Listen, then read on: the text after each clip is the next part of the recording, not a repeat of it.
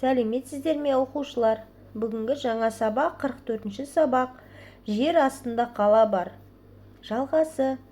Алтын мүйізді киік. Ақсақал ата айтады, қаламызға жақын жерде терең сай бар. Сол жерде үлкен бір айдаһар бар. Ол 20 жылдан бері сол жерде мекендейді. Ол айдаһар бүкіл ел жұртыңды қалаңмен бірге жұтамын дейді екен.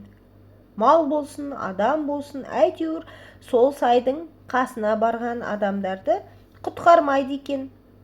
Соған ешкімнің де күші жетпейді. Оны тек бұлдымерген деген мерген жеңеді деген соң, саған келдім деп ақсақалды шал жылайды. Жарайды деп бұлдымерген сауыт сайманын сайлап, алтын мүйізді шалға ілеседі. Олар жер үсті мен жер астын жалғастыратын үңгірлерден өтіп, қарттың қаласына барады. Бұлдымерген бойына бар күшін жинап алып, қолына 100 құлаш алмас семсерін алып, айдаһар жатқан сайға келеді.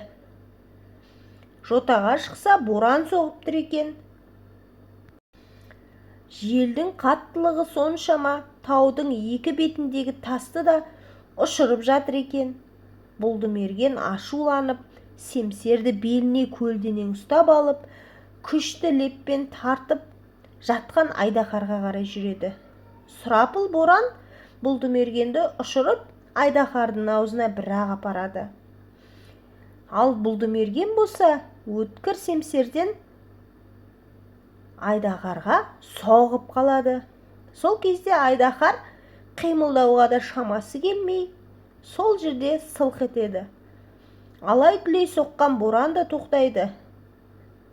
Сөйтсе, боран айдаһардың лебі екен. Айдаһардан жапа шеккен жұрт шат-шадыман қуанып, барлығы бұлдымергенді қоршап алып, қошеметтеп, той жасайды. Алтын мүйізді шал айтады, балам, сен өзі шаруа адам екенсің, аң аулап қана тіршілік етеді екенсің. Бізде мал да, дүние де бәрі жетеді. Сен осы жерде қал, үйлен дейді.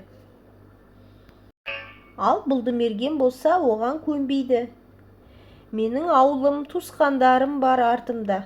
Мен оларды тастап, өз басым үшін бұл жерде қала алмаймын дейді. Содан алтын мүйізді шал бұлдымергенге ханның қазынасынан көп алтын, асыл дүниелерді сыйға тартады.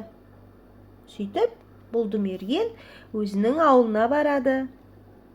Одан соң бұлдымергеннің ауылы да әлденіп, күн көрісі жөнделіп, жақсы өмір сүрген екен. Оқушылар, сіздерге ертегі ұнады ма? Суретті әдебиет каналына тіркеліп, достарымызды шақырайық.